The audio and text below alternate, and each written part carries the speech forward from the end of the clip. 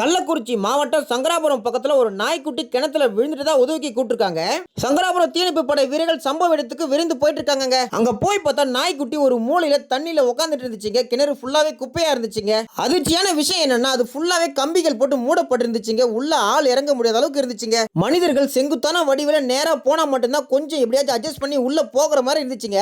நாய்க்குட்டியோட உயிரை எப்படியாச்சும் காப்பாத்தி ஆகணுங்க. அதனால தீயணைப்பு வீரர் அந்த கம்பிகளுக்கு நடுவுல பாத்தீங்கன்னா கயிறை கட்டி கொண்டு மேல இருக்கவங்க போட்ட முடிச்சு மூலமா இறங்கிட்டு இருக்காருங்க. முதல்ல இறங்கும் போது காலுக்கு மேல உடம்பு போவே இல்லைங்க. அதுக்கப்புறம் மேல இருக்கவங்க கயிறு மூலம் சின்ன சின்ன அட்ஜஸ்ட் பண்ணவே உள்ள போயிட்டு இருக்காரு. அந்த வீரர் ரொம்பவே கஷ்டப்பட்டு உள்ள போயிட்டு இருக்காருங்க. அவர் போனதுக்கு அப்புறமா மேல இருந்தவங்க ஒரு பக்கெட்டை கயிறுல கட்டி உள்ள அனுப்பியிருக்காங்க.